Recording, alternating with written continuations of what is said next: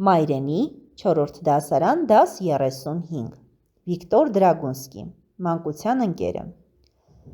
Մայրիկս իսկույն նկատեց, որ ես նեղացել եմ, ու ասաց.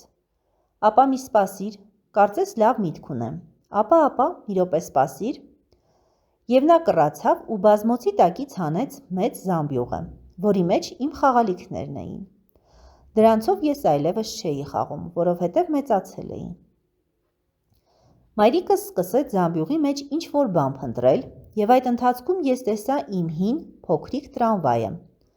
առանց անիվների, պլաստմասսայից շվին, մի նետ ռետինե ծայրով, նավակի առագաստից մի կտոր և իմ խաղալիքների էլի շատ մնացորդներ։ Ու հանկարծ մայրիկը զամբյուղից դուրս բերեց իմ թավշե մեծ արջուկին։ Նա արջուկին նետեց բազմոցին ու ասաց. «Ահա սա քեզ մորաքույրն էր նվիրել, այն ժամանակ դու 2 տարեկան էիր, լավն է, հրաշալի արջուկ է, մի տես թե ինչ պինդ է, ինչ էլ լավ փոր ունի, տես թե ոնց է դուրս գցել այն, տանձից ինչով է պակաս, նույնիսկ ավելի լավն է, համ էլ նոր տանձ առնելու կարիք չի լինի, վերցրու մարզվիր ինչքան սիրտդ կուզի, դե սկսիր»։ Այդ ժամանակ մայրիկիս հեռախոսի մոտ կանչեցին և նա միջանցք դուրս եկավ։ Իսկ ես շատ ուրախ էի, որ մայրիկս այդքան լավ բան էր մտածել, և արջուկին հարմար տեղավորեցի բազմոցին, որ կարողանամ նրա վրա մի լավ մարզվել ու հարվածիս ուժը մեծացնել։ Նա նստած էր իմ առջև շոկոլադագույն, բայց խավը մի քիչ թափված։ Արջուկը, որի աչքերը տարբեր էին, մեկը դեղին, ապակե աչքեր, իր սեփականը, իսկ մյուսը մեծ, սպիտակ աչք, բարձի երեսի կոճակից։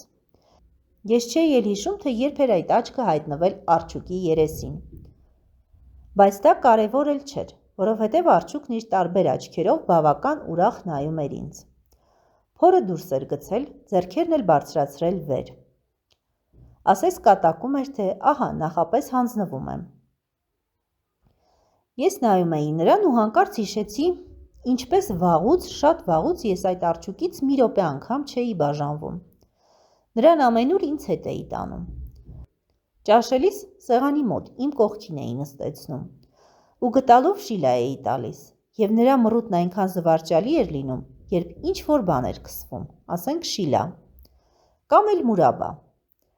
Ես նրան նաև քնեցնում էի, օրորում, ինչպես փոքրիկ եղբորը, թավշե ականջներին տարբեր հեքիաթներ էի շշնջում։ Սիրում էի նրան, իմ ամբողջ հոգով։ Այն ժամանակ նրա համար կյանքս էլ կտայի։ Եվ ահա նա նստած է բազմոցին, իմ նախկին ամենալավ ընկերը, իմ մանկության իսկական ընկերը։ Ահա նա նստած է, ժպտում է իր տարբեր աչքերով, իսկ ես ուզում եմ նրա վրա ձեռքիս հարվածի ուժը մարզել։ Ինչ է պատահել, հարցրեց մայրիկը, որն արդեն վերադարձել էր միջանցքից։ Քեզ ինչ եղավ։ Ես երկար լռեցի, հետո մայրիկից շրջվեցի, որպեսզի նա իմ շրթունքներից կամ դողացող ձայնից գլխի չընկնի, թե ինչ է կատարվում ինձ հետ։ Նույնիսկ գլուխս հետ գցեցի, նայելով առաստաղին, որ արցունքներս հետհոս էին։ Ու երբ ուժերս մի քիչ հավաքեցի, ասացի. «Ինչ ես ասում, մայրիկ, ոչինչ էլ չի պատահել։ Պարզապես ես միտքս փոխեցի, ես բռնցքամարտիկ լինել չեմ ուզում»։ Ուղղագրական բառերն են ընթացք, մնացորդ, թավշե, գտալ։ Առած ասացվածքներ. հին բարեկամը թշնամի չի դառնա, շորի նորն է լավ, ընկերոջ հինը։ Բառերի գանձատուփ։ Գրիր նեղանալ, նետել, շշնջալ բառերի հոմանիշները։ Նեղանալ, սրտ նեղել, նետել, գցել, շշնջալ, մրմնջալ։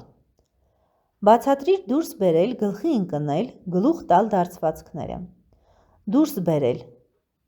նշանակում է դուրս հանել կամ ինչ-որ բանից եզրակացություն անել։ Գլխի ընկնել, կռահել, գլուխ տալ, խոնարհվել։ Գրիր պինդ, ուրախ, երկար, հիշել բառերի հականիշները։ Պինդ, փափուկ, ուրախ, տխուր, երկար, կարճ, հիշել, մոռանալ։ Կյանք տալ նշանակում է զոհվել, մեռնել և ոչինչ չխնայել։ Դարձվածքը որ իմաստով է գործածվել պատմվածքում։ ոչինչ չխնայել։ Մեծանալ, մեծացնել, քնել, քնեցնել, այս օրինակով շարունակիր։ Վախենալ, վախեցնել, հեռանալ, հեռացնել, հիշել, հիշեցնել, ծիծաղել, ծիծաղեցնել։ Հարցերի և առաջադրանքների արգղիկ։ Մայրիկն ինչպես օգնեց տղային։ Նրան տվեց իր մանկության արջուկին։ Տղան ինչ հիշեց, երբ նայեց արջուկին։ Հիշեց, թե ինչպես էր առաջ սիրում այդ արջուկին։ Տղան ինչու միտքը փոխեց, որովհետև չուզեց ձեռքի ուժը փորձել արջուկի վրա։ Քո կարծիքով տղան ճիշտ վարվեց, դու ինչ կանեիր։ Ո՞րն է եղել քո ամենասիրելի խաղալիքը, նկարագրիր։ Մի օր խաղալիքներս խոսեցին, վերնագրով հեքիաթ գրիր։